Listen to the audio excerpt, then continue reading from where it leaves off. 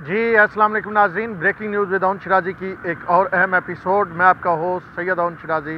हाज़िर खिदमत। नाज़रीन, आज कल एक मामला बड़ा ज़बान ज़द-ए-आम है और वो है रूस और यूक्रेन के दरमियान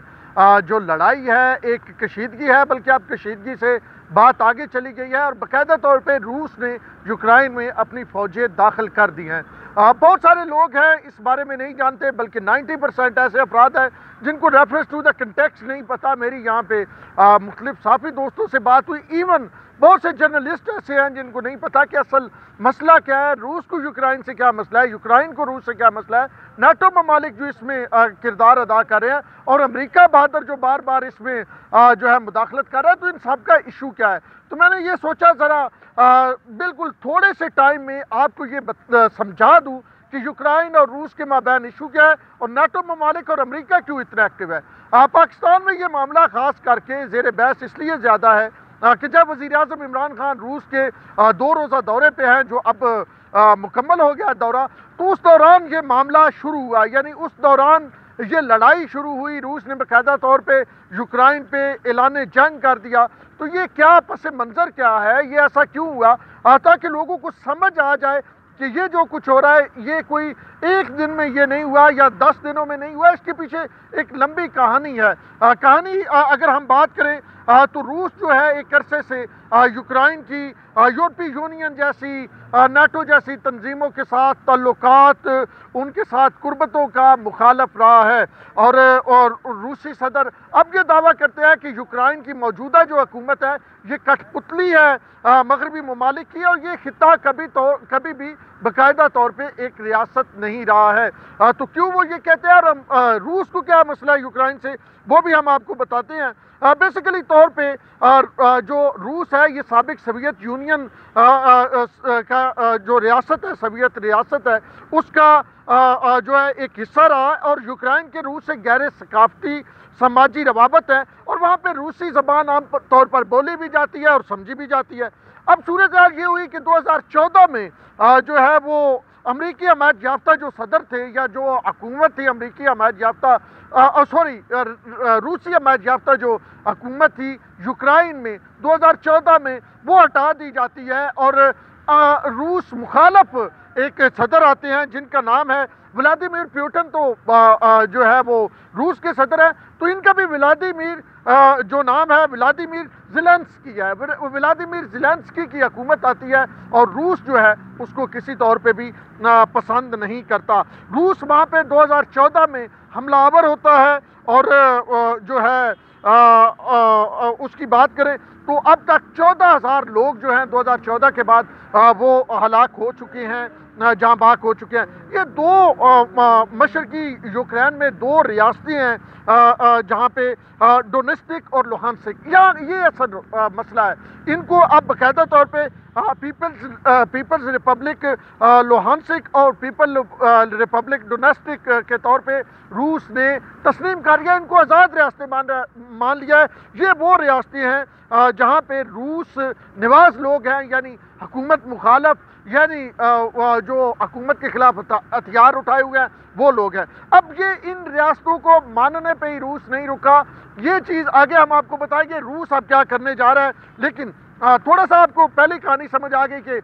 रूस जो है ये रूस की पहले रियासत थी, फिर ये 2014 में रूस मुखालफ जो ताकतें हैं वो उसमें आ गई पावर में, और रूस नहीं चाहता कि ये यूरोपीय यूनियन के साथ मिले रले उनके साथ बात करे और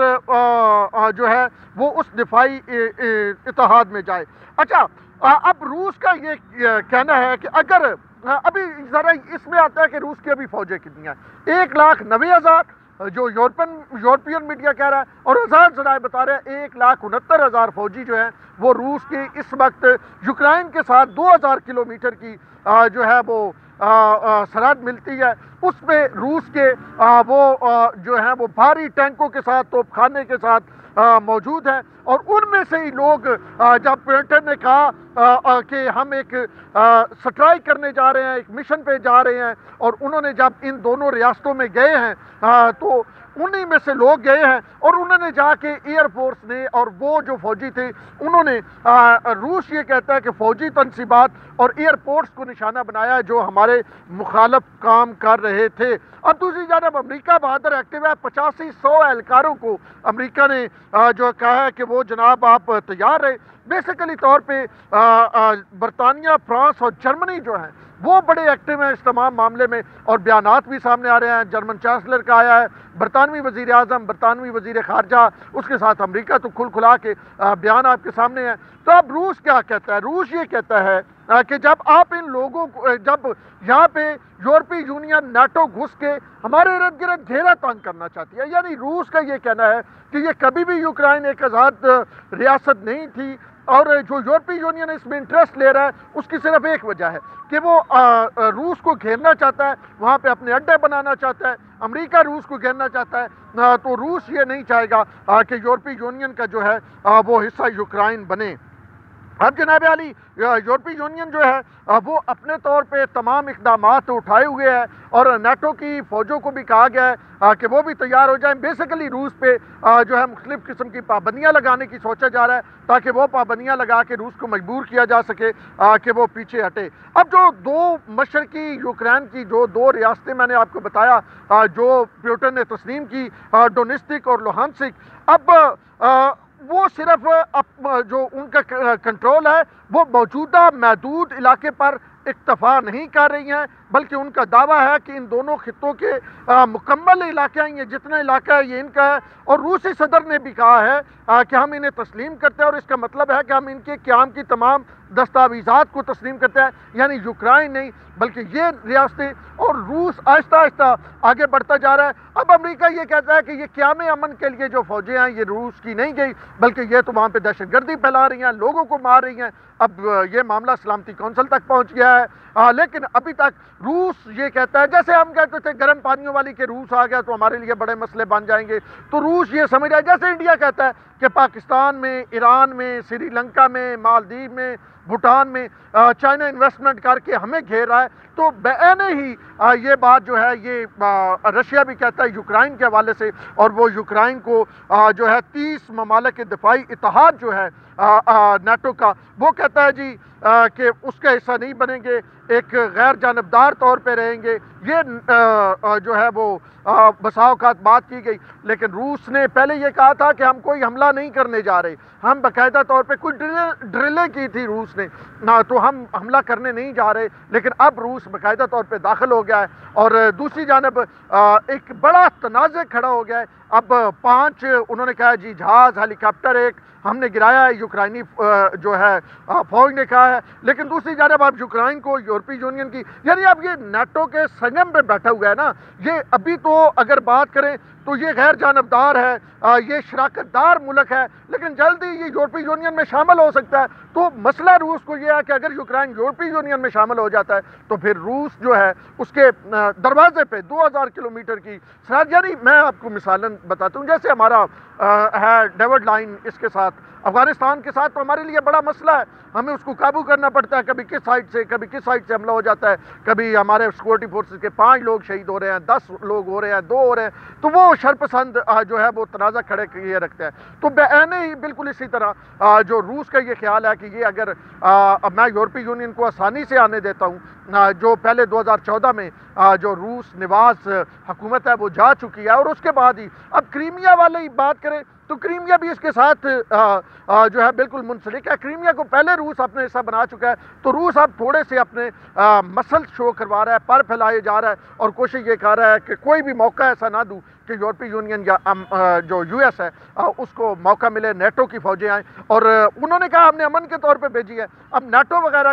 کوشش میں آئے کہ فوجیں تو ہمیشہ نیٹو کی امن کے لیے ہوتی ہے نا، افغانستان ہو یا عراق ہو، تو وہ تو اپنی جس کے لیے بھی آئیں وہ کہتے ہیں ہماری فوجیں امن کے لیے، لیکن اب وہ کوشش کر رہے ہیں کہ روس کو کسی طرح باز رکھا جائے۔ لیکن روس نے پہلے یہ یقین دہانی کروائی تھی، جب 35,000 فوجی لے کے آیا تھا، جب 70,000 فوجی لے کے آیا تھا، جب 1 لاکھ فوجی لے کے آیا تھا، تب مغربی ممالکوں نے سیٹلائٹ کے ذریعے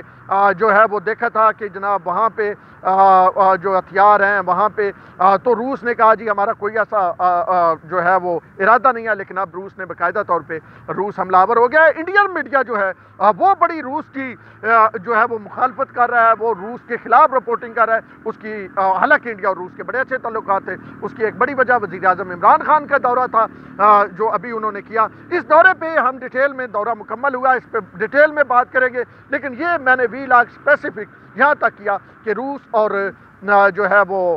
یوکرائن کا مسئلہ کیا ہے، یہاں سے بات شروع کی کہ 1914 کے بعد 2014 کے بعد یہ معاملہ زیادہ بڑھا، اور اس کے بعد اب روس باقاعدہ طور پہ جو ہے یوکرائن کو کھانے کے چکر میں ہے، اور وہ 2 ریاستیں ان کے باغیوں کی جو مدد کر رہا ہے، اس کا خیال ہے کہ انہی میں سارا یوکرائن جو ہے وہ حل ہو جائے اور اس کی حکومت ہو، یعنی اس کے ہی لوگ ہو۔ اور اس وقت